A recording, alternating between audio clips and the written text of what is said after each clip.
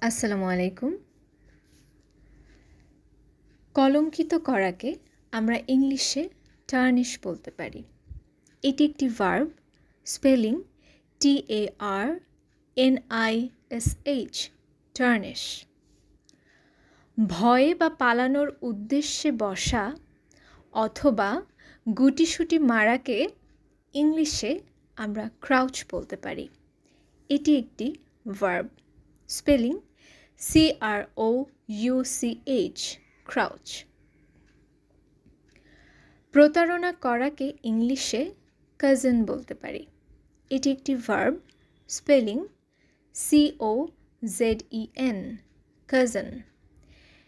এটার প্রোনাউন্সিয়েশনটি অনেকটা আরেকটি ইংলিশ শব্দ কাজিনের মতো, কাজিন। অর্থাৎ আমরা সকলেই জানি যে খালাতো বা মামাতো বা চাচাতো ভাই বোনকে আমরা কাজিন বলে থাকি। হাসি ঠাট্টা বা উপহাস করাকে ইংলিশে জিয়ার বলা যেতে পারে। এটি একটি ভার্ব, স্পেলিং JEER।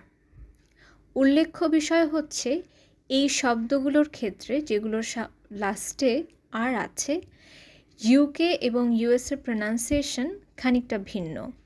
ইউকে স্টাইলে শেষের আরটি উচ্চ থাকে এবং ইউএসের স্টাইলে শেষের আরটি উচ্চারণ করা হয়।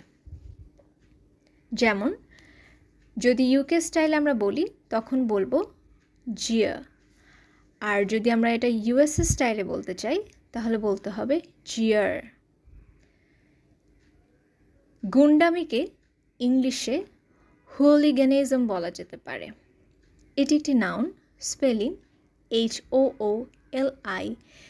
HOOLIGANISM, hooliganism. রণতরী বিশেষকে ইংলিশে ফ্রিগেটস বলা যেতে পারে। এটি একটি নাউন, যে কোনো নেভাল ফোর্সের ক্ষেত্রে এই শব্দটি ব্যবহৃত হয়ে থাকে।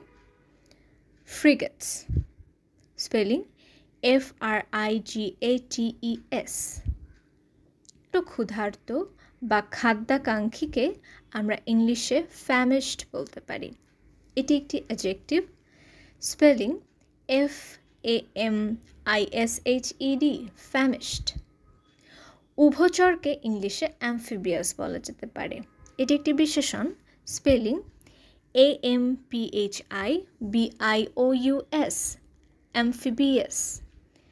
অসুস্থ দুর্বলকে আমরা ইংলিশে এইলিং বলতে পারি। এটি একটি অ্যাডজেক্টিভ, স্পেলিং AILING, এইলিং। এবং ক্ষিপ্র বা চটপটে কাউকে ইংলিশে নিম্বল বলা যেতে পারে। এটি একটি অ্যাডজেক্টিভ, স্পেলিং NIMBLE, নিম্বল। ধন্যবাদ।